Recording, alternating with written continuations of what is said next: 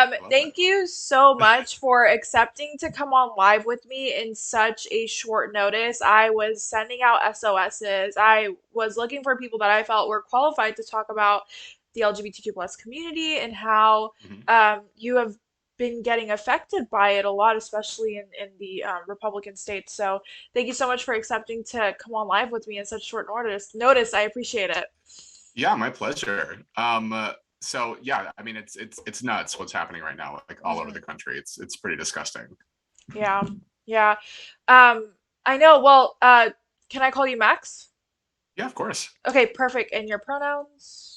He, him. He, Actually, him. I Okay. honestly, it's he, him, she, her, they, them. I kind of love them all, but he, him Okay. is if that's easiest, go for it. Okay, perfect. Yeah. He, him it is then. Max, tell us a little bit about yourself. For those of you that are wondering, I found Max on TikTok. He is a fellow TikTok content creator. Everyone should go follow him, by the way. But I found you on TikTok, and you do make a lot of LGBTQ plus content, related content. And Mhm. so, tell us a little bit about yourself. So I was born and raised in Portland, and I went to school for broadcasting, and then very quickly was like, I don't like this. And in the meantime, dropped out, took a gap year, went to college again, and didn't pick a major, but minored in queer studies. Mm, And then that was under the umbrella of gender studies at University of Oregon. mhm, Discovered that I really enjoyed acting and comedy, so decided to not finish my degree there, but still got a pretty good understanding of just queer history in general, and queer culture, which I desperately needed because I didn't have a huge queer group of friends or community, which is funny because in Portland, you would think that it's Portland, Oregon, it's mhm, super liberal, but mhm, my sphere wasn't totally, I guess, packed with the gays. mhm, So mhm. I moved to LA for 8 years, and I was there pursuing comedy and acting, in addition to whatever queer community events I could go to. And then I just recently moved back to Portland because my sister had her first kid, and my niece is Oh, like everything. It's the best. So congrats! thank you so Congrats! much. Yeah, Yeah.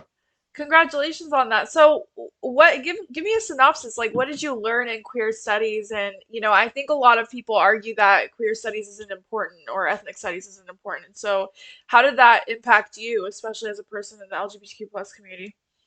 Yeah. Well, I mean, it was so important. And I didn't realize it was going to be so important until I was actually learning about the history Hmm. of queer people. Just the Hmm. term queer studies, like when I signed up for it, didn't even really occur to me that that was significant. But the whole point is that it's not a fond history to look back onto. That's Hmm. why it's queer theory. That's why it's queer history, because it's Hmm. queer. Like we have reclaimed that term, of course, but just if you lay down the line, it's queer means off. It means something that is different, Hmm. other. And I think that even that, and that was the first day of Queer Studies 101, was just going over the term queer and what it means. And it was Hmm. mind blowing to me. And to Hmm. find out how lucky I was to not live any time in the past. You know Hmm. what I mean? And I come from an extreme place of privilege. I'm a cisgendered white male, Hmm. and my family is liberal. I'm very privileged on that front. Like Hmm. the only people who, when I came out, I was worried about, maybe risking my relationship were some cousins on my mom's side of the family, but they they were kind of one of those examples of people who, once they were like, oh, we actually know a gay person, never mind. And like literally my cousins stopped voting Republican after I came out. Wow. Wow. Like, yeah, it was amazing. Hmm. Um and then once I moved to Los Angeles and met a lot of people there, in such a huge city, you meet so many queer people who are desperate to get out of their hometowns because they're from Hmm. places that aren't accepting, or maybe just families that aren't Hmm. as accepting. And they have no context as to why, as to what might be, some of the historical reasons behind why their families think certain ways. Hmm. And in courses like queer history and queer studies, Hmm. you find out that this has all been very systemic and intentional, Hmm. with the smearing of the queer community. And it's so scary to see how it's coming back, because it really did feel like Hmm. we were on the right track for a while. Hmm. Um, but yeah, these bills right now, the Don't Say Gay bill in Florida, and I believe there's one in Iowa as well, and then Texas Yeah. has a bunch of different ones on my docket. Yeah. It's it's scary, and I'm sorry, I just went off on so many tangents, but that's No. yeah. No, it's okay. For those of you that are watching, please head over to my Twitch. I'm interviewing a fellow content creator on Twitch, so link is in my bio. Um, I think you touched on multiple different really important points, and you said that you have met many people, and I'm assuming you said that you're in LA, right? No, I moved back to Portland Oh, just you this moved last back. year. Yeah. Okay, okay, but you Hmm. were in LA for a while, and you were around a Long lot of time. people. Yeah, yeah. So I think it's interesting because you pointed out that you you went to LA and you noticed that a lot of people would move to LA because they felt like they didn't belong in the place that they were at previous to moving to LA. And I kind Right. of want to touch base on that a little bit. You brought up Don't Say Gay in Florida, I believe is getting the most media traction right now, but Hmm. a new bill was just introduced in Idaho that essentially it will be a felony if it does pass. It will be considered a felony if a doctor administers hormone or any kind of medical procedures towards transitioning a child transitioning. And so Texas has stopped giving the Texas, I believe it's the Houston um, General Hospital, if I'm not mistaken, has stopped Hmm. giving out hormone therapy because they are scared that they're going to get criminalized or sued for it as well. And so, I kind of want to touch base on this, like how did those people that moved to LA really feel that were a part of your community that kind of went to LA because they felt like LA was the only place that was going, or one of the only places that was going to accept them for who they were? It's funny because I am very close with my family, and there were certain things that I kind of observed just like on a personal level when it would come to just how a person is like meeting a new person, just the Hmm. level of how guarded you are. Hmm. Um, and one thing that I always notice with gay men specifically Hmm. is they will act way different the first time you meet them if they're new. I think baby gay is sort of like a term that people throw around where if they're baby gays, they will Yeah. be a little bit more masculine, a little bit more like, oh, like maybe even give you like a back tap when you give a hug for the first time and meet them. Hmm. And then they kind of let the guard down and they can be a little bit more femme. And it really does, from my observations, come down to misogyny. It's all, Hmm. like all of this. It's just all the rejection of the feminine. And they're taking it out on everybody else in the meantime as well when it comes to mask trans people as well. But I really do think it's because there are all of these white men in power who do not understand, because they have been so repressed their whole lives, why anybody would want to take away that level of privilege and quote inherent masculinity, which is of course nonsense. It all Hmm. comes down to making sure that femininity and femme and women are lesser than. And Hmm. I do genuinely think that, because there was one of the lawmakers in Florida was asked a question where it's like, you claim that these two things are so damaging to young minds, but there are a lot of other very damaging topics in American history, but Hmm. you are singling out these two things. Hmm. Why? And this lawmaker, of course, talked around the question, but when it came down to it, he said that he had a son who's a psychologist who disagreed with him on this, Hmm. but that he didn't understand what his son was saying. And Hmm. he thinks that a lot of other people don't understand it, which is just, it's such a wild and hypocritical way to make a decision. I couldn't believe how openly he was like, I just don't get it. So that's why I'm making it so nobody has to talk about it, or nobody can talk about it. Right. Um, yeah, it's horrific, and I really do think that it comes down to people making sure that the masculine man stays Hmm. on top. It's that Hmm. whole alpha male bullshit. Excuse me. I'm Hmm. sorry. Am I allowed to No, swear? go ahead. Go ahead. Okay, yeah. It's Whatever you it's feel it's comfortable it's with. total bullshit. I mean, it's the Yeah. the Ben Shapiro's of the world and Joe Rogan, and I it Hmm. this is one of the reasons why I don't make explicitly political content, because I get really like amped up about it, and then Yeah. sometimes I ramble. So I apologize if I'm just No, no, no, no, going no. off. Please don't apologize. I just to preface this, I had a stream last night and we were talking about all these different bills that were being introduced, and I was getting a lot of questions that were LGBTQ plus community related, and I'm Hmm. just like, well, I am not the right person to respond to this. And I Hmm. just feel like it's fair. It's fair to just say like, well, I don't really know the best answer to your question. Let me bring on someone and give the floor to them. So by no means are you rambling, or should you feel like you're speaking too much. That's literally the point of why you're here, is so that you do talk to us about your experience and what that means to you. But going off of that, I do believe it's a lot of ignorance and just not really knowing, or wanting to educate yourself. But one of the main arguments with the anti-trans bills that are really saying that, hey, you know what? Allowing your child to transition is child abuse. We consider it to be child abuse. What would your argument be to that, essentially? Against that, because we all know it's wrong, but what is the, like, you've studied this, like, what would your argument Right. be against it? Well, statistically speaking, trans youths are at the highest risk of any demographic for suicide. It's just a fact. I think it's like 74% of them attempt suicide. 74% of all trans identifying youth attempt suicide, and then a certain amount succeed. It's horrific. And once they get gender affirming treatment, that number, I think, like, I, I don't know exactly. I think it like at least cuts in half, if not cuts down to like a third of that rate, Mm-hmm. just because they're getting something that physically manifests how they feel and how they are. Mm-hmm. It's just it is there are statistics that show that when you introduce puberty blockers and various trans treatments, they are happier, they are healthier, and they don't want to hurt themselves anymore because their bodies are starting to reflect who they are for the Mm-hmm. first time. So all of these bills are just in direct contradiction to the data and the science. Yeah, I mean,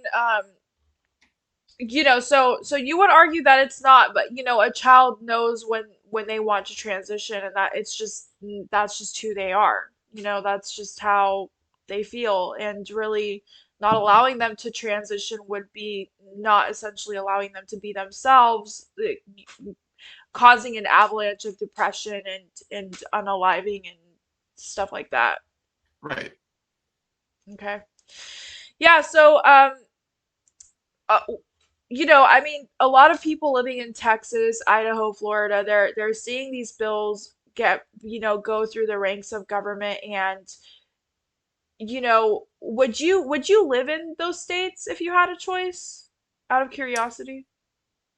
It's funny because I have friends who have either relocated to places in Texas or Florida, and Hmm. they're always saying like, "Hey, come out and visit." And Hmm. we'll banter back and forth. I don't necessarily have the money to go and do that right now, but I say, well, if one of us is going to spend the money to go and visit each other, how about somewhere where I'm not going to be worried that I could be assaulted at some point just because I like to have my nails painted. Which, again, Hmm. like, I like, this is coming from such a privileged perspective. Again, I'm 6 feet tall, I'm a burly white man, Hmm. but like, even I am kind of terrified of physical conflict. So like, Hmm. if there's any way to avoid risk, I'm going to. And I know that there Hmm. are places in Texas and Florida where there are plenty of allies and it's very liberal big cities, but when it's a high volume of people, Hmm. there are also going to be extremists on the right and people who are looking for others to harm. And sometimes it's physical, sometimes it is political, and it's with these bills that are their way of, it feels like the final wave of the white male boomer trying to grasp on to however much power he can. Yeah, yeah, absolutely. And the Don't Say Gay bill is designed to limit conversations around the LGBTQ plus Right. community.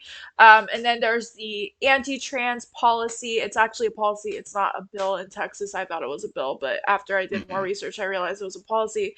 Um, Right. Making sure that I believe it's DHPS, if I'm not mistaken, um, investigates any parents that allows their child to have gender Right. reaffirming surgery. And then in Idaho, they're trying to make it a felony for a doctor to provide gender reaffirming surgery. So it's happening in all of these red states. And how do you think this will impact the LGBTQ plus youth that live in those states? I mean, they're very openly being told that they're not accepted, like who they are is really a sin or it's something bad. And how do you Hmm. think that's going to impact the kids in the long run?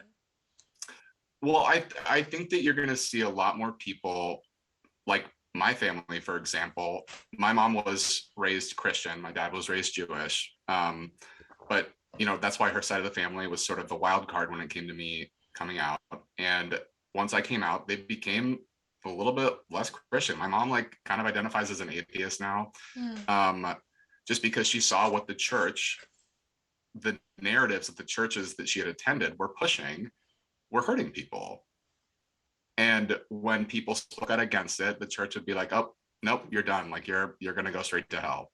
mhm. And I think you're going to see a lot more people pushed away from their families. And quick side note, I'm sorry about another tangent, but when one of the theories that we went over in my queer studies class at U of Mhm. O was sort of, it didn't have a ton of scientific backup, but I thought that it's one of the most interesting theories that I heard, that homosexuality evolves in a species basically as like a support system, where it's like when a species starts to get overpopulated, they need more people to help care for the elderly and the sick and the young, and they can pick up some of the slack in that population.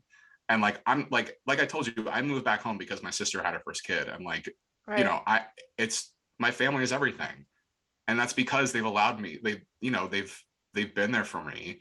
And I think that a lot of these people are causing themselves harm by ostracizing their queer children and their queer family members, and they're they're the worse off for it. And I do think that people are going to be, there's that narrative where it's like, oh well, that state is a lost cause, and that also is harming so many people in those places. um, so yeah, I would say that that's a pretty likely outcome, would be the people who can will leave the state. I hope more people will, you know, feel a call to arms and fight for the rights of the people who can't afford to move other places, Mhm. or, maybe our youths in that area. Mhm. But I feel like I see more people leaving, which is sad. Yeah, absolutely. I mean, I think one of the best ways I mean, that was one of the questions that I had received. I received some viewer questions before, and I've just been kind of freestyling the conversation so far. We'll get to those in a little bit, but I think you did touch on one of the questions. I mean, I think a lot of the people that first of all, we need a lot of internal change. So it's a lot of people voting and stuff like that. But then when you look Right. at a state like Texas, who has gone through lengths to accomplish voter suppression, it's a lot harder and harder. Like seeing the light at the end of the tunnel in that sense is a lot harder and harder.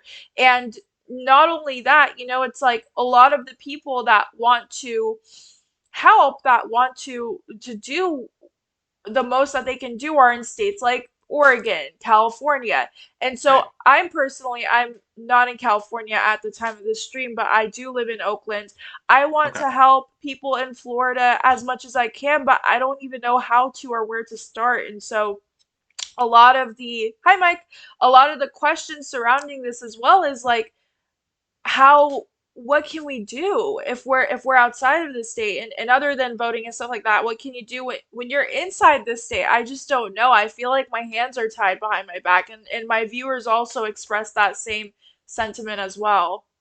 Yeah, well, there are so many amazing queer philanthropy groups. Mhm. I usually there I mean, the ACLU doesn't focus directly and only on queer issues, but they do Mhm. kind of cover the board on all leftist topics, and Mhm. they go after the courts. Like they are the ones who go Mhm. to have court rulings passed in favor of leftist ideals. They're trying to make sure that women, that minorities, that people of color, that queer people are protected on a legal level. So that's kind of my go-to charity when it comes to that. They really know what to do with their money. If you don't have money to give, they have a lot of great volunteer opportunities. Um, so any local chapter of the ACLU, I highly recommend checking out. Also, the Trevor Project is a phenomenal queer charity. They've been around for a very Hmm. long time. Yeah, Love the Trevor Project. They also have they're great great. volunteer opportunities. Yeah. Those are my two go-tos. Okay, perfect. Yeah, Trevor Project is absolutely phenomenal. But I kind of want to go into the viewer questions, and then also you like, Yeah. I love having conversation too, you know what I mean? I think your lived experiences speak a lot more than what I can say about um, the LGBTQ plus community and whatnot and the struggles that uh the community goes through. But I had a very interesting question, and what are your frustrations around the Trump administration? Because I know a lot of people in the LGBTQ plus community were very we made strides under Obama as far as the LGBTQ plus community, right? Other things Obama could have done better in, but within the LGBTQ plus community, he was the champion of really advocating for them. But Trump kind of came in and kind of did his thing. So how do you feel about how Trump kind of left our state in? Um, Furious. I mean, there are people who I still cannot talk to who suddenly, amidst the massive misinformation, became Trumpers, anti-vaxxers who were actual queer people, Mm, which blew my mind, to be hmm. quite frank. But they got sucked into the whole, they got their news from Facebook exclusively. Um, it was very frustrating. It was enraging. I have a big problem. I don't, this is going to sound weird, but I don't like centering my own issues when, and I know that like this is why you brought me on here, but like when Trump was elected and things were happening with the queer community, my allyship, my friends, my family really stepped up to the plate when it came to that. And Hmm. so I took it upon myself to go to the women's marches, go to Black Lives Matter marches, go to marches that weren't specifically about me, because something that made me feel safer were the people around me who were working to make it feel safer for me. So Hmm. that's why sort of my activism isn't always queer focused, just because I think that and this is, I don't, if you want to be a good ally, then that's what you should do is look for things that people are afraid of and make Hmm. sure that they feel safe ahead of time. Does that sound weird? That like that No. my sort of, the way that it made sense to me was to protect the people around me, and then they would do the same. You know? Yeah, is being queer and a supporter of Trump a common theme that you've seen in the community? It's really not, which is why I was so Hmm. shocked. And it was two people specifically who, I guess, just because we were in sort of that not disconnected, but lofty position of having our first Black president who had passed a lot of, pretty progressive policies and gotten, Hmm. universal health care sort of on the map, and then got all of these liberal judges in place. Hmm. And I'm going to be honest, like, I obviously voted for Hillary. I wasn't super involved, but like, when it came between her and Trump, I was like, obviously Hillary Clinton. In my mind, there was no way that he was going to win. Everyone And thought that. then exactly. And Yeah. so like, then it was like months after I found out the two people who I was pretty close to had Hmm. voted for him.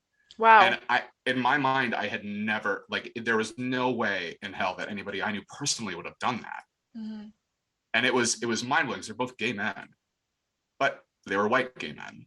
And those, Hmm. because I was just projecting my own ideals onto them and never bringing the topic up, it flew by me. And I'm mortified by it still. Yeah. And that was a huge learning. I wish that this wasn't a lesson that so many of us had to learn, but like for so many people, as we're seeing now, politics affects their lives, Yeah. in a big way, emotionally, physically. I mean, these these hormonal treatments, are so it's so important for you to get every single injection, because cells start to break down if they stop getting that, because you are cut off from a certain hormone and then you need the other one to replace it, and literally your cells start to reject themselves and unravel if you don't continue to get this. So this is like, this could do very real physical damage to a lot of people. It's Yeah. So you're saying that if someone starts hormonal therapy and then for some reason they need to stop it, it could cause like detrimental damage towards the like harm towards. physical. Wow. Okay. Yes. I didn't know it could do that. I didn't know it Yeah. was. I I didn't mean, know it's that that it's a was. it's a full chemical change to your body. Like, it's something that has to have constant upkeep, and that's Mhm. why there are some people who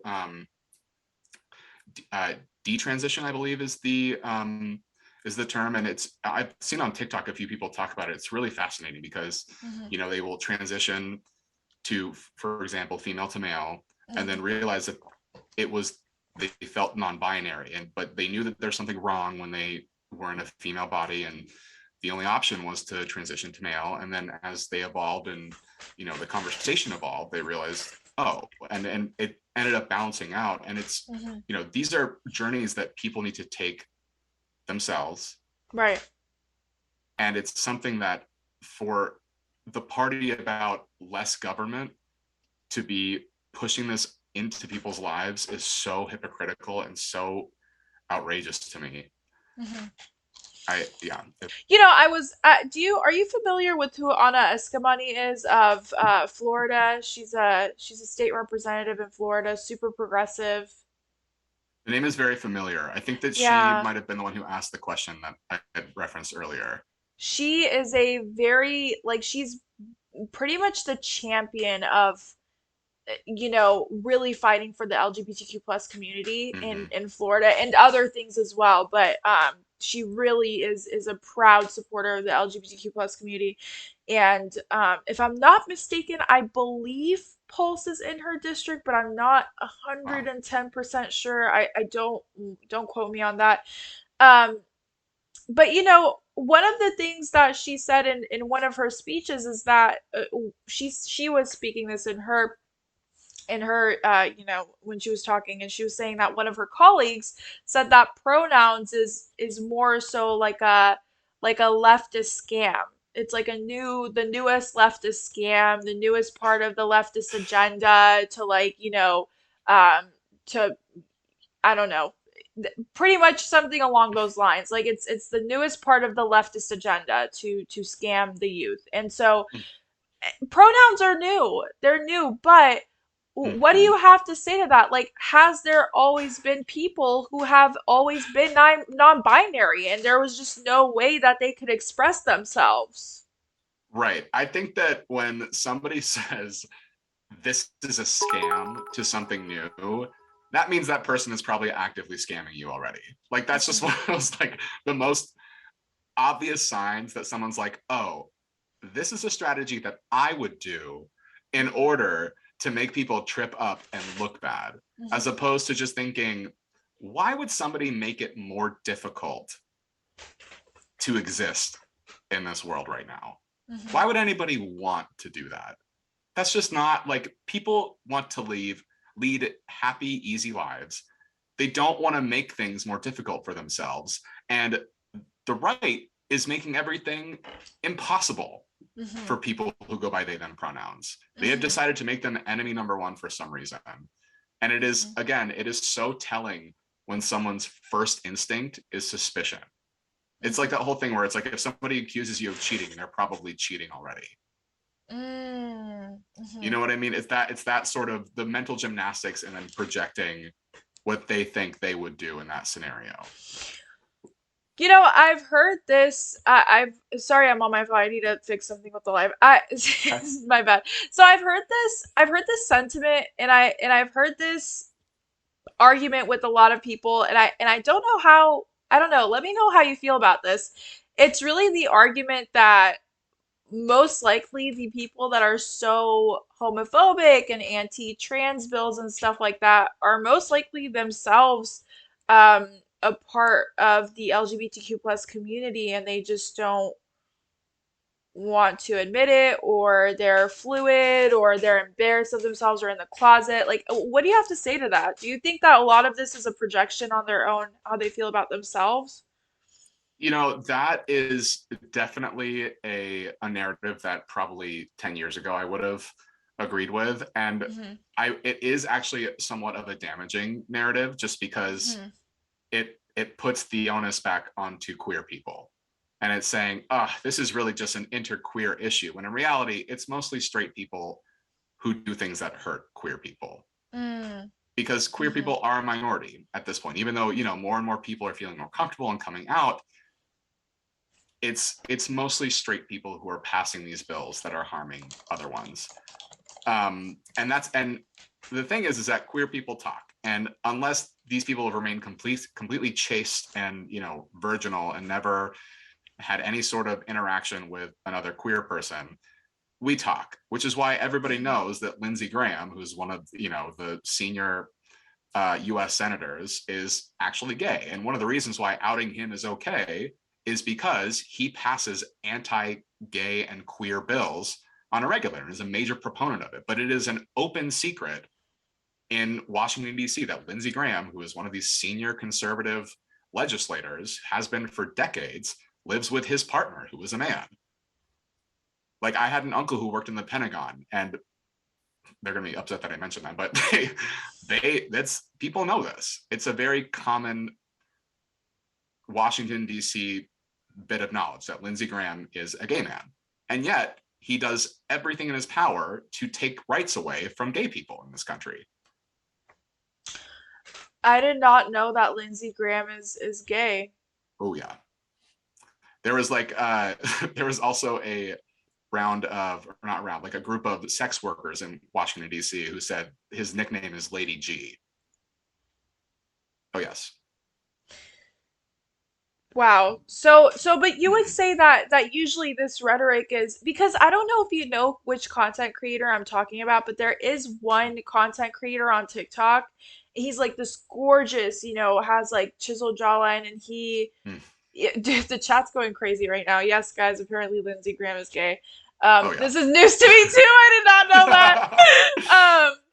But there's a lot of I've seen a lot of people say like, oh well, you know what, he's so homophobic, he's probably in the closet, he's gay, like you could just tell. And you're saying that that's a bit problematic towards the LGBTQ plus community. It is, yeah. Because again, it puts the problems back in our court. When Hmm. in reality, this person says they are straight. As far as we know, they are a straight person, Hmm. and they are hurting queer people. So that's on them.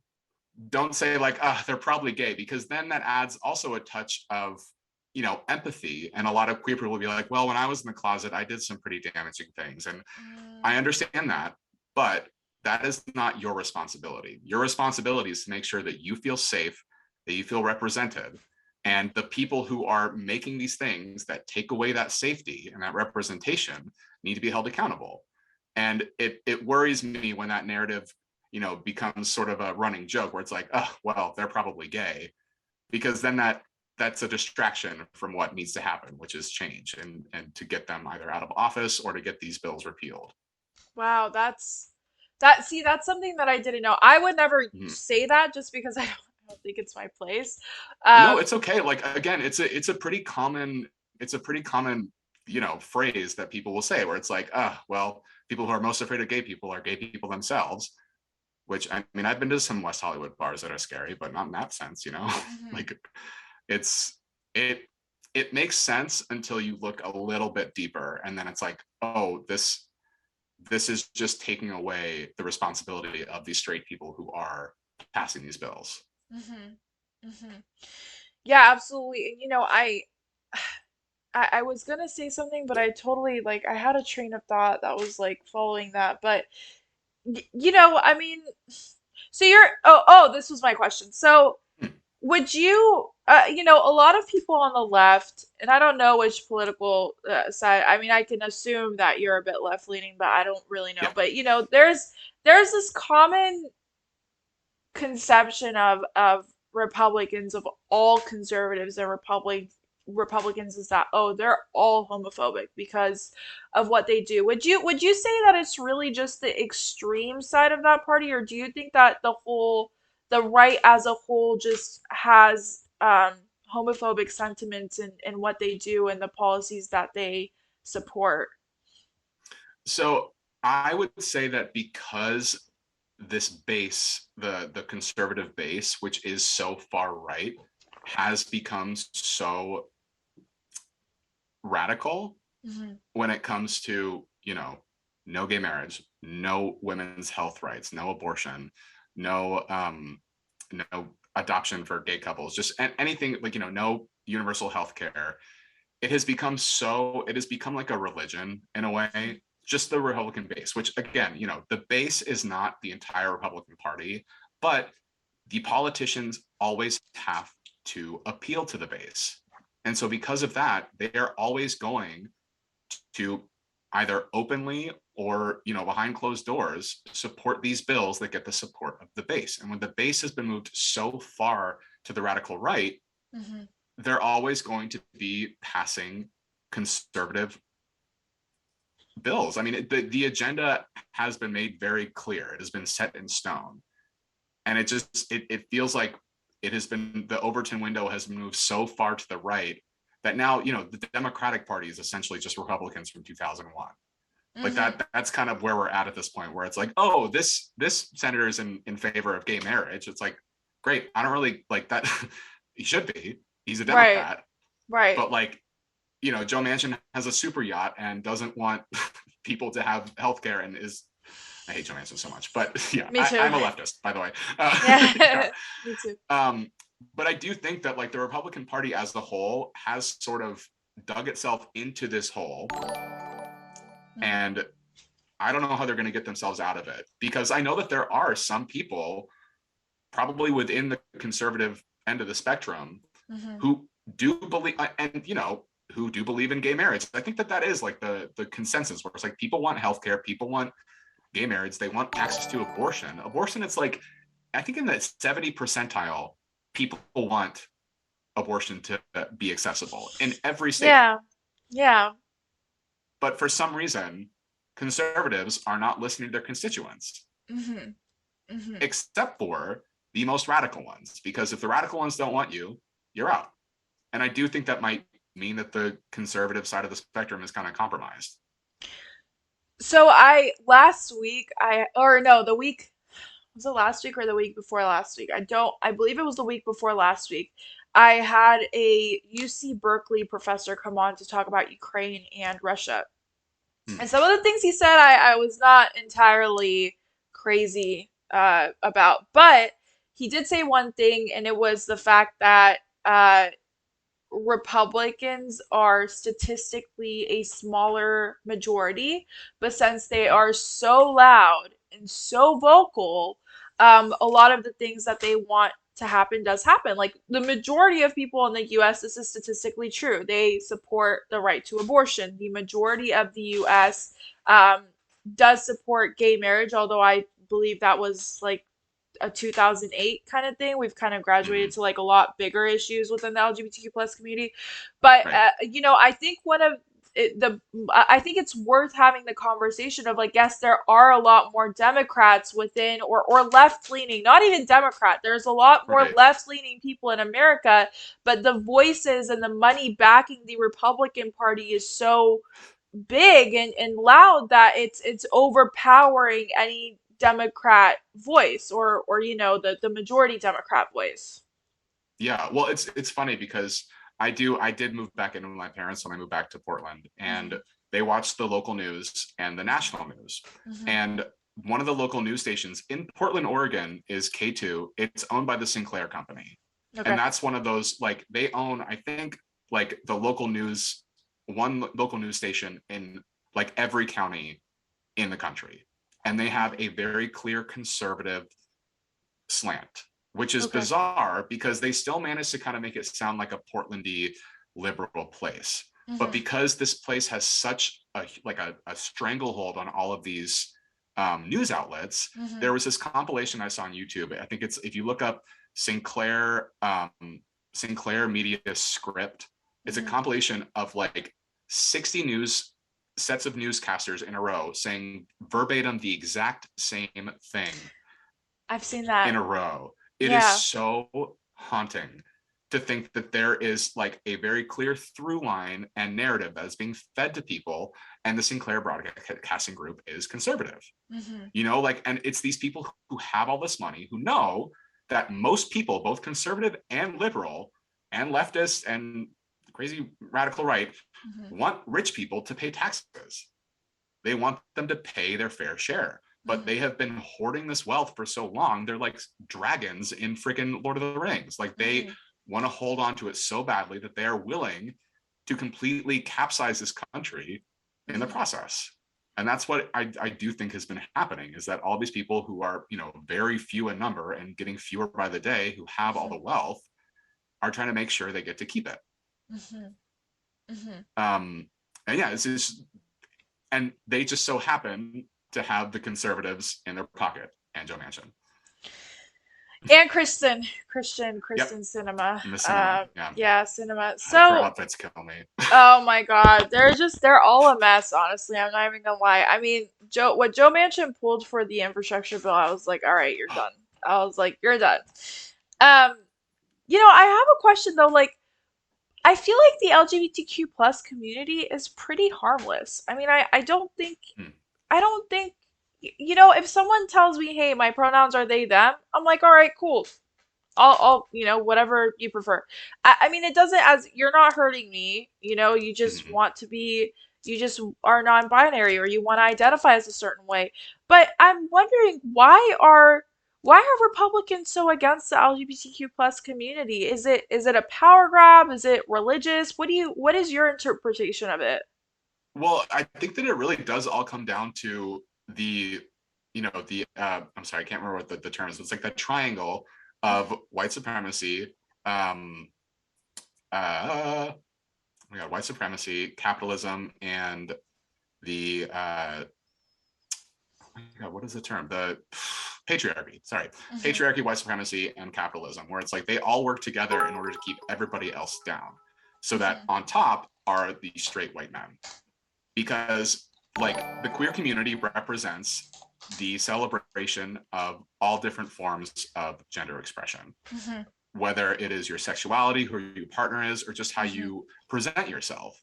And anything that doesn't adhere to the strict man woman binary is a threat to the patriarchy, because Hmm. in the patriarchy, men are in charge. And if Hmm. something blurs the line of what a man or a woman is, that is a threat to the people in power. Hmm. Hmm. Right. Yeah. I mean, I'm looking at these bills and I'm like, what has a Exactly. transgender child ever done to you? But I was speaking to someone last night and he was telling me, well, Joe Rogan has a lot to do with that. And I was like, what are you talking about? And he was like, Joe Rogan really normalized the idea that a child transitioning is essentially child abuse. Do you know about that? Because I know you brought up Joe Rogan very like faintly in the beginning, and I was wondering if you think he had anything to do with what's going on with the LGBTQ plus community and these bills and stuff like that right now. I genuinely am so disconnected from Joe Rogan that I've Hmm. only ever heard of him from other activists, Right. from people who are talking about horrible things that he said. Hmm. So I can't answer that in good faith, to be honest. I don't know any of the things that he's saying, other than I'm assuming they're terrible for the most part. But yeah, it's just the science doesn't back that up. The science doesn't back up 99% of the things that he says, from what I've heard. Sorry, people That's okay. are so, as a let me ask you this. I Sure. am okay, so I just kind of realized that I'm bi, but I'm still kind of figuring it out. But I have been straight. Congratulations. Thank you. I'm Yeah. still figuring. I'm so scary when it comes to like hitting on girls. I just kind of stand there and stare. It's really bad. But I'll figure it out eventually. Eventually I'll You figure it will. out. I promise you will. Oh God. I'm 26, so hopefully soon. But for most of my life, I thought I was straight, and I just Hmm. barely now found out that, hey, I'm definitely bi, like I'm for sure bi.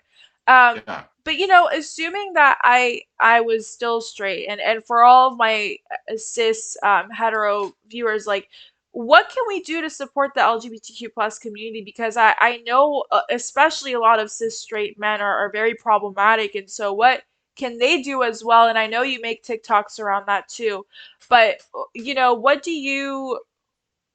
you recommend that they do to be a supportive part of the LGBTQ plus community? Um, I would say listen to people who come from the queer community, listen to their lived experiences, and if somebody has expertise or you know uh, some level of learned knowledge, allow them to educate you. Oftentimes you are somebody's safe place, and if that's the case, if you allow for people to take that safe place away, you could be causing real harm. And I'm talking about the women who might have partners who are not, allies to the queer community. And I know it's not a fun conversation, but it's a very real one. When I came out, my sister told, who is now my brother-in-law, they were just engaged at the time. She said, by the way, like if you're not okay with this, we're done. And Wow. it was as simple as that. And he's been the best brother-in-law I have. He's my only brother-in-law, Wow. but like, he's in my family. I love him. He's my brother. And actually, this is very cute. At the wedding in the groomsmen parlor, he's from Alaska, so one of his friends got a little bit drunk beforehand and said, "Oh man, that's so gay." He said it like under his breath, but I wasn't too far away from him. And my brother-in-law walked up and just backhanded him right after he said that, and I was like, "Oh," but you Oh, know what I mean? Or it's just like yeah. it's like that wasn't necessarily a little thing, but little things like that can mean a lot to people. Hmm. Just little actions or little affirmations that let them know that you're going to keep them safe as best you can. Hmm. Hmm. And people don't always vocalize that they don't feel safe if it's not something that isn't physical danger. But if you know that you're in a room with somebody who sees you as lesser than, you're not going to feel comfortable. And Hmm. that won't make you feel like you're in a safe space. Hmm. So again, the conversations can be simple, they can be long, but there has to be a conversation that's had. If you know somebody who's not a supporter of queer people or an ally, at least put in that amount of effort is to have the conversation. Yeah, I mean, I think that's so important, but I do want to bring up something. Toxic Mm-hmm. masculinity. I think a lot of these bills and policies being passed as well kind of has to do with toxic masculinity as well. The idea that a real man it falls under a certain like traditional criteria. That's just not Mm-hmm. true. Right. I mean, and that's again the whole issue with homophobia in general is that it is pure misogyny Hmm. because you know even if a man acts completely masculine and burly and all that nonsense, but you find out that he's a bottom, that is the feminine sexual position as determined by society and as determined by the patriarchy, and Hmm. so they are then thought of as less than. Like Hmm. I know of people who have had sex with men who do not identify as gay because they never bottom, and like they said they're straight, and it's like, sweetheart, you're not. You know what I mean? Like it's Wow.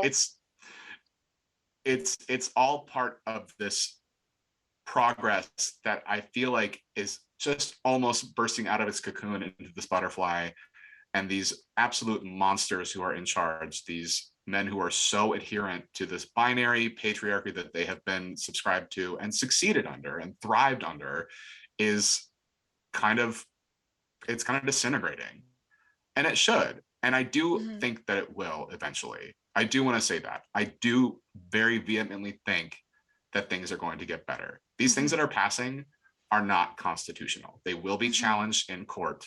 Hmm. And I really hope that we succeed in getting them on a federal level abolished. And just Yeah. like Prop 8 in California. Yeah. Yeah, absolutely. No, I agree with you, but I kind of want to go into something else. You said something that's really interesting. Um, Mhm. One of the things that really worries me about the sentiments that are being passed in Florida and the policies and the bills in Florida and Idaho and Texas and these right leaning you know states is that you know censoring the conversation censoring the conversation around the LGBTQ plus community, especially when they're children, is very harmful because they also need to know like sexual health is very important within that Oh my community God. as well. And I do want to touch on that a little bit. It makes me nervous. It makes me really nervous when hey, let's not talk about the LGBTQ plus community up until you reach a certain age in K through 12 because it's like, well, what if they start becoming sexually active and they don't know what condoms are? They don't know what protection is. They don't know how at risk people within the LGBTQ plus community are compared to the people that have heterosexual um, sex. And so, let's talk a little bit about that too because that aspect of Mhm. this all made me really nervous too. Right. No, absolutely. And I mean, we've seen that abstinence only education and just not talking about sex doesn't work when it comes to heterosexual interactions. I mean, Hmm. and it does feel like this whole trying to keep people of lesser means on a lower tier, Hmm. because the more things that you encounter that are roadblocks, if you are in a non-financial stable situation, the more likely you are to stay that way for the rest of your life. And all of these things that they are taking away when it comes to just the conversation are making it more likely for people to encounter these issues. Young pregnancy at an unwanted age, or just any Hmm. unwanted pregnancy. If you're not educated on how to prevent that, Hmm. it'll probably happen because, believe it or not, people like having sex. It's something that is very natural and people like it. And if they're not taught about it, they can get in trouble. And that's not just with straight couples too. With queer people, there are STIs, there's HIV, there's all kinds of issues that can arise from that. And again, I was very lucky to have been able to take queer studies classes. Hmm. I think it was like within months of me coming out. Like it was just so serendipitous that I managed, because it was also the first year this class was offered. This minor was offered at University of Oregon, so it was Wow.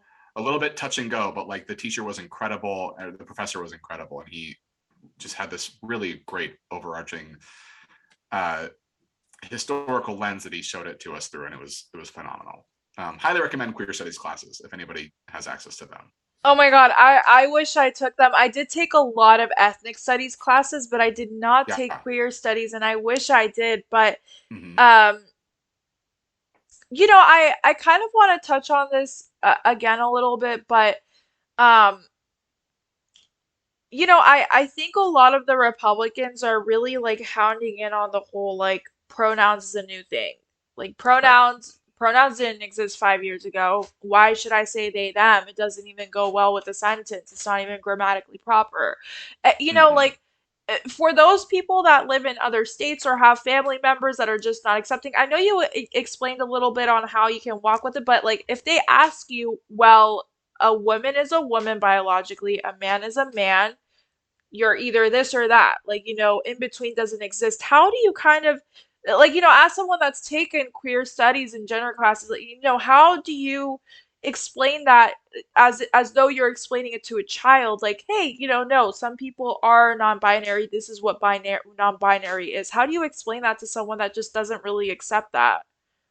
Um, so I would say that, to explain it the most delicately, I like to say as if it's from my perspective, because I also had to work on instinctually saying they, them for anybody. So for me personally, I practiced for a while. I would Mm-hmm. just try, if I met a new person, heard of a new person, was talking about anybody in the third person, I would just say they, them for every pronoun in those sentences. It Mm-hmm. was just a way for me to practice, Mm-hmm. whether it was me talking on the phone to somebody or telling my mom about somebody who I encountered with at work, I would say, yeah. And then they left their bag down. So I had to run after them and say, hey, you left this. I worked at a theme park. So I would have to say, hey, like you left this over here.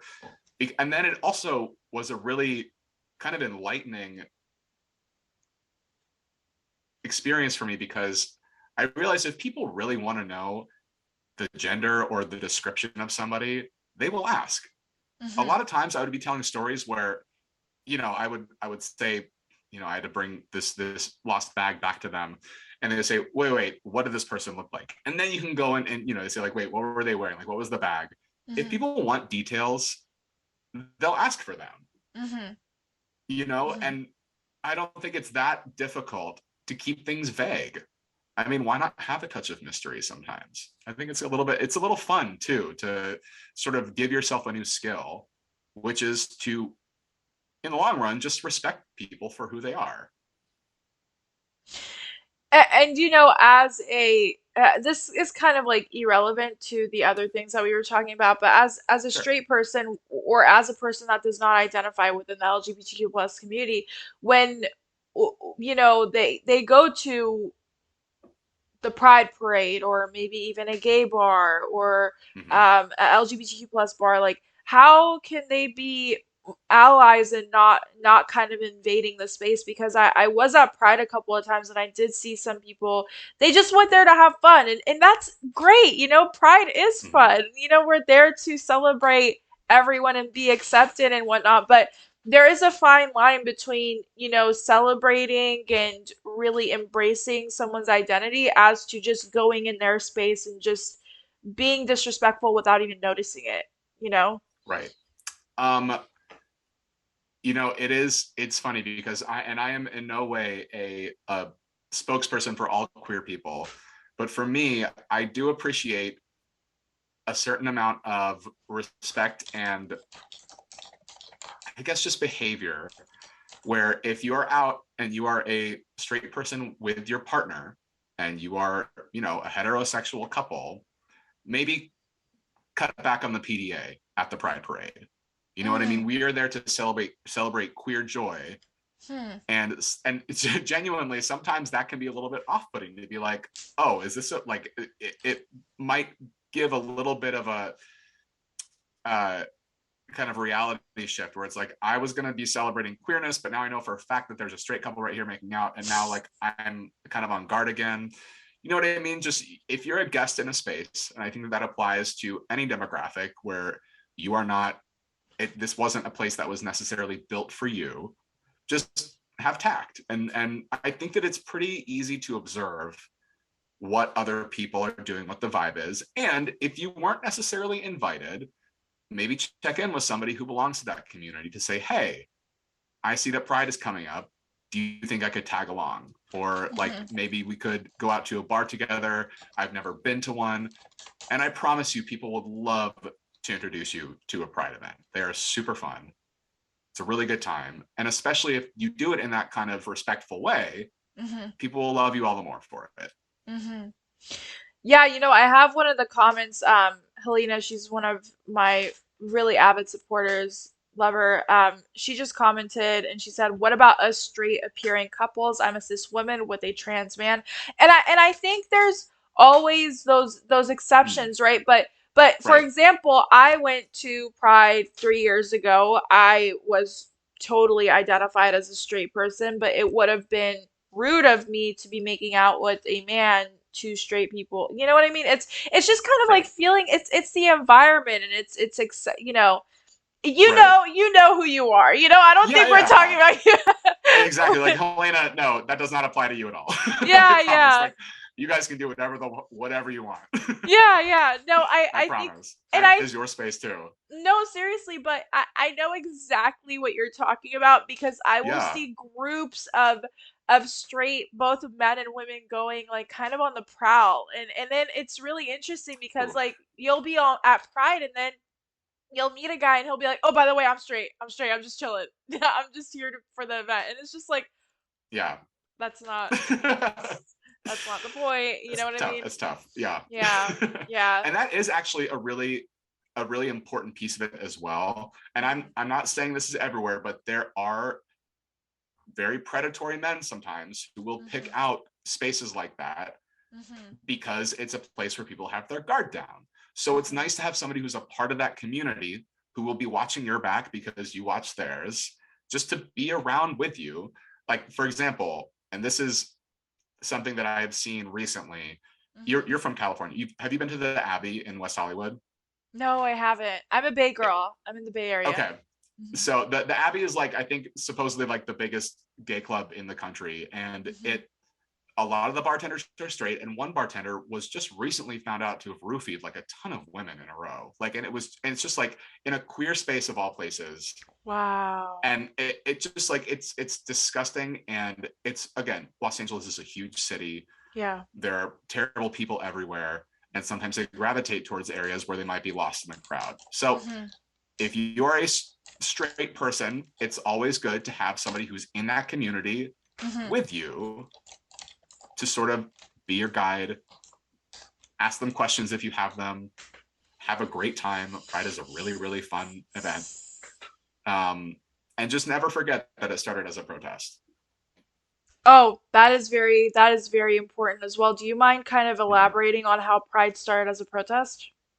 Yeah. So, it's funny because there have been different ri- riots outside of gay clubs throughout history, not just at the Stonewall riots in New York, but that got the most media attention and started the the out of the closet into the streets Mm-hmm. march. And it's a little frustrating because that was the most white centric uh, bar population. I believe Mm-hmm. there was one in California, in San Diego, maybe, in addition to one in Philadelphia, both Mm-hmm. like within the same year, of these Mm-hmm. police raids into known gay bars, which were, of course, you were not allowed to be gay at the time. These police would raid these bars undercover and then Mm-hmm. have everybody line up outside, record their names, and release them into the newspaper. And then, Wow. oh yeah, and people would lose their jobs, they would lose their families, all of Mm-hmm. this horrible, horrible. And then at the Stonewall riots, which started, the massive marches that we now know as the Pride Parade, Mm-hmm. uh, police did their raid, and then people fought back. Um, Marsha P. Johnson was one of the trans women of color there. In addition to Sylvia Rivera was another major woman in the movement, and they started what is now a full-on like festival by Mm-hmm. throwing bricks through windows and rejecting police brutality. And that is another very important piece of it, is Mm-hmm. that it not only started as a protest, it started as a protest against police brutality. And I think that that is another little piece of the narrative that people tend to forget, especially when you have, the local police department marching in the parade sometimes as their own little float. That's always given me a little bit of a Ick. issue. Yeah. It's giving you a bit Mm-hmm. of an ick. Yeah, no, Mm-hmm. I totally I had no idea that that was Pride Parade started as a protest. I should have known that. But I just Mm-hmm. also recently learned of the Lavender Scare as well. I did not know uh the Lavender Scare was a thing either, which was Mm-hmm. essentially when the government purged a lot of employees because over the thought that they may be gay, or because it was a part of like the whole homophobic LGBTQ plus scare back Right. in the I believe it was in the 50s if I'm not mistaken. I could be wrong though. Yeah, it Um was. it was okay, so it was in the 50s. So we do also have a history of systemically oppressing people within the LGBTQ plus community as well. So it's kind of interesting how we started reverting um we started reversing those, but then now we're kind of reverting back to what it was. Not as bad as how it was because it used to be Right. really bad, but we're Mm-hmm. kind of slowly starting to inch back to the same sentiment, and it's scary, you know? Mm-hmm.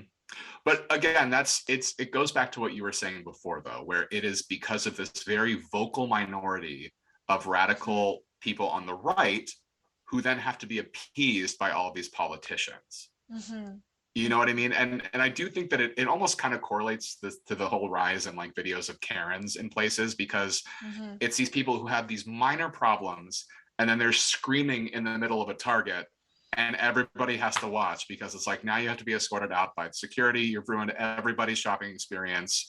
Like, shut up. You know, it's just Hmm. it's this whole idea that if I'm the loudest, I'm the most right. And as we know, that's never how an argument or debate is won. Right. Yeah, absolutely. And I also have another question. If I mean, donating and stuff like that is cool, but is there also like anything else? Like, can I? Do you think that you might not know the answer to this, and that's totally fine. I don't even know the answer to this, but Hmm. could people outside of the state like email representatives in Florida? I don't know if they would give a shit. I don't know. I'm just trying to think like what the best way to kind of combat this systemically would be, and I just like I'm falling short other than Yeah. supporting organizations. It's, you know, it's so funny because I today, like, I was on a full spiral of trying to figure out. I literally asked every single person I know who works in any industry. I was like, do you know anybody who works at Disney? Like, I was trying to get as far as I could to like a higher up at Disney to be like, I need you, and so I could just call them and harass them and be like, why are you still giving money to all of these legislators? Which I don't know if we mentioned this, but Disney No, you has don't. given, I think, like more than $100,000 to every single legislator, not like individually, but total, like hundreds of thousands of dollars to the legislators who drafted and have now passed the Don't Say Gay bill. And they were called out on it. And their response was basically like, our best way to help people is by providing content that they enjoy and show representation. And it's like, no, you could just stop funding them. It's real easy. And what made me so upset about it is that, and I played into it where it's just like, why isn't Disney doing anything? It's so egregious to me that we are at that stage in capitalism where we just know that these politicians work for companies before they work for their constituents, you know? But that's the side note. Things you can do. I No, would no, no. say, Wait, really quick. I'm so sorry. I don't mean to cut yeah, you off. oh, it's okay. So I didn't, I knew there was a lot of protests around Disney this past week, but I did not know it was because I had no clue that it was because they funded the Yeah. legislators that are for the Don't Say Gay bill. Mm-hmm. And I mean, you look back 4 years ago, or no, oh my God, the last 2 years don't feel real, but it was like I think 6 years ago when the bathroom bills were being introduced in Hmm. Georgia, Hmm. I believe. Yeah, Companies pulled their funding. The NFL said they weren't going to have the Super Bowl there. right. Got that fixed real quick. Hmm. So we know that these Yeah. companies have the power to make a difference. And this one, it's so nuts to me that this is about children specifically, and Disney Hmm. is taking this stance. It is Hmm. so disgusting to me.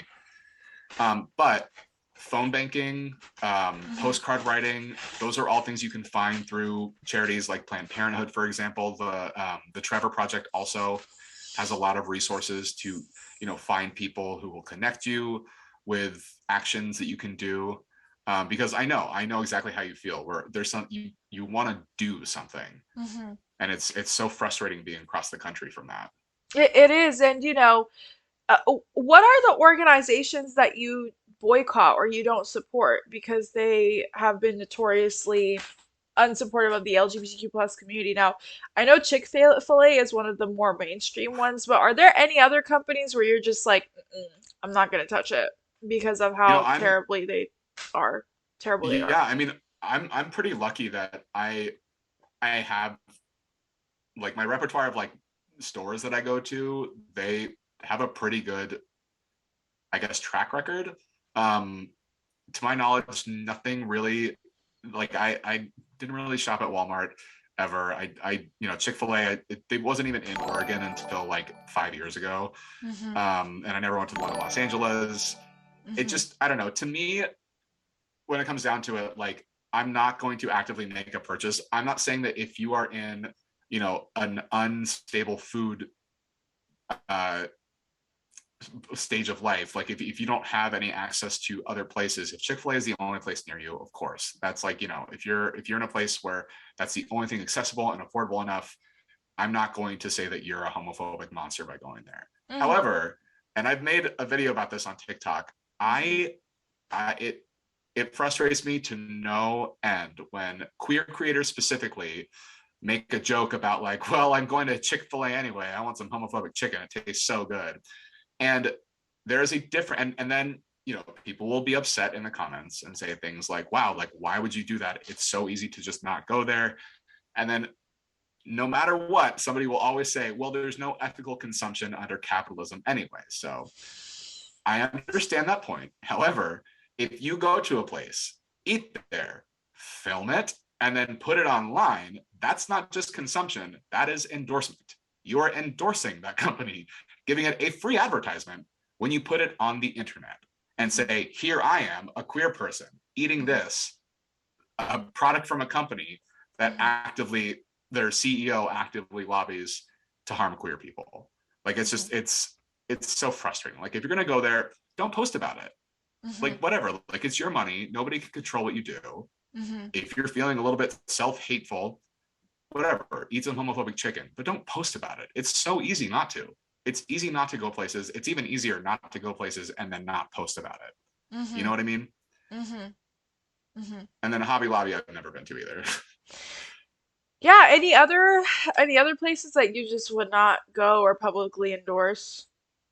I'm trying to think of places that I know for a fact are homophobic. That's a really good question. Again, like, I I don't really eat out all that often at chain places, just because I've been trying to get into cooking a lot more because of Yeah, of TikTok. course. Yeah, yeah. Um, let's see. Yeah, again, like, I don't go to craft stores all that often, so I guess it would be Michael's. I don't think that they're super homophobic. Um, but I think that you can find lists of uh humanitarian, like, okay places to shop. But again, it's going to be a tough list. It's not always going to be easy to find places that have a totally golden track record. Yeah, Um, yeah. I think you're right. I think you're right. I think the whole there's no ethical consumption under capitalism is true to some extent. I mean mhm, that it's very, very, very, very hard to right. consume ethically, and if you do, it's extremely expensive. So you come from a place of Yes. privilege. If someone has a child that is identifying as queer, or kind of like already showing signs of maybe even being um transgender or wanting to transition and or being gay or bisexual, like how what would your recommendations be to any parents that kind of um see that their child is identifying that way, and how what can they do to support them best? And I'm just asking this because I think this happens a lot more than people would like to admit that it does. And I think, Hmm. kind of talking about, well, how can you be a support system towards your child that is maybe going through those changes or realizations or understanding their sexuality? Like, how can you support them as a parent? Well, first of all, I mean, always say that you love them no matter what. Hmm. Unconditional love is crucial. A Hmm. next step would be to read, to find resources. Go to, a Barnes and Noble and ask somebody there, do you have any parenting books that specialize with queer children, or, Mm. thinking about having children that are queer? Hmm. Um, Make sure to look for kids' books that have all kinds of representation. Hmm. So, I know that my niece has a few books that are, my two dads or my two moms, and all different kinds across the whole spectrum of sexuality and gender. And it's just, the earlier you introduce a child to these concepts, the more comfortable they feel with all of them.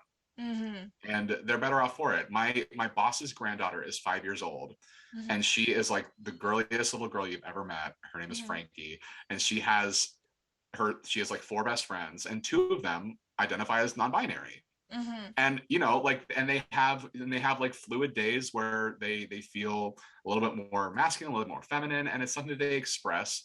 And I've seen all of these kids play together, and they are so happy. And just, it just seems so straightforward. Like, let Hmm. kids be themselves, let them express themselves. And if you do research, it's not it's not too hard to just sort of make minor adjustments to make sure your kid feels safe and happy. Hmm. Do you think the reason why a lot more kids are you know coming out so comfortably as non-binary and stuff like that, do you think it's a product of the more accepting society that we live in? Do you think that it's always been this way and children just haven't been felt comfortable with coming out? Like what do you think is the cause of this like new wave of comfortability and accepting, being non-binary at such a young age is coming from? I think that it is. It's the acceptance. It's the ability to see people who are like that and say, "Oh, that's how I identify." Hmm. Because I think that you see once kids hit like 7 or 8, they start to get the judgment of other people, not just their friends and their peers, but also adults. Hmm. And they have to be forced into these boxes. And I mean, even growing up in the 90s, my sister was called a tomboy just because she played softball. Yeah. And it's just like that term in itself is so bizarre to me because it's like Yeah. a girl plays a sport and she's suddenly like boyish. Like it's Right. absurd things like that just Hmm. put you into slot A or slot B, and that's it. It that's what does the damage, because if you don't fit in that slot, it's uncomfortable. Hmm. Hmm. Yeah, so really just not not like strictly criteria putting your child in a criteria, right? Like, hey, Right. you are this or you are that. Like, no, Mm-hmm. like your child may be fluid, your child may be non-binary, your child may be trans, like not hounding in on like, okay, you are this or you are that. Just allowing the kid to be a kid and whatever Yeah. comes out of it comes out of it. And it's so funny because you'll see like these trends of parents on TikTok, having their kid with the Pokemon theme song playing in the background and putting them down in front of the 3 starting Pokemon and letting them choose which Pokemon they're going to start with. And I Hmm. kind of like that idea of like, yeah, like your child obviously has something that they want, that they feel that they are drawn towards. Hmm. You can expand on that, and Hmm. that can apply to every instance in their life. And that is something that my sister and brother-in-law have been amazing with my niece Mary, or my nibbling, I guess is the gender neutral term for it, which she's pretty girly. She likes she likes dresses. She's expressing very femme Hmm. since she's sort of been able to express it. Hmm. But they ask her everything. She's starting to be able to speak. She's turning 2 in May. Hmm. And she has very strong opinions about things, and she feels very strongly about herself, what she likes to do, what she likes to play with. I think that if we start seeing these kids as little people, we'll understand that they can actually communicate what they want as opposed to needing things to be told to them, especially about themselves, things that Hmm. they might already feel and know. Hmm. So I think that it is a symptom of, I think, a more open society. That's really fascinating because you look at a child and you're like, "Oh, you don't know." You know what I mean? Or, "Oh, you're growing up." Or but kids know. Kids, They do. kids they pick up the toy that they want to play with. They wear the clothes that they want to wear. You know what I mean? I mean, Yes. I've seen my mother or like other mothers struggle trying to make their daughter wear a dress or whatever, and the daughter's like, "I don't want to wear that dress. It's just not me," you know? And I Mm-hmm. and I think once we understand that, like, hey, these kids, they're little people. That maybe just Yeah. because they're not as big or their brain isn't as developed as yours doesn't mean that they can't they don't know how to express themselves. And I and Mm-hmm. I think that's a very interesting concept that even I hadn't thought of. Because you, Yeah. you look at a little kid and you're like, well, you depend on me for food, you depend on me for shelter, you depend on me for X, Y, and Z, so I'm going to tell you what you are and Right. what you were biologically born with. But in reality, the child does dictate a lot of the stuff. The child doesn't want to eat your screwed because the kid's crying on doesn't want to eat the carrots or whatever. Right. Anyways, point being that kids do dictate and they do choose a lot more than we think they do. And, Exactly.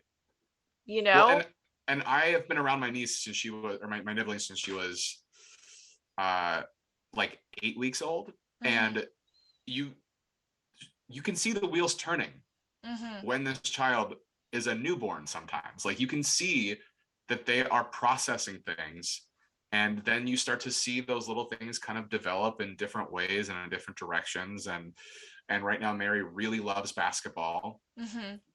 Didn't get that from me, but and it's so funny because she has a little basketball, but there's also like a ton of other things that Mary could be playing with at the same time, and that is a very strong opinion, something that she really likes, something that she Hmm. enjoys. And I can't imagine somebody saying, no, that's not a thing for you. Yeah. It's there, but you can't do it. It's not for you. Yeah, Mary wants what Mary wants, and that's the same with Exactly. every single child. A child want. I mean, look at Angelina Jolie's. I believe it was her.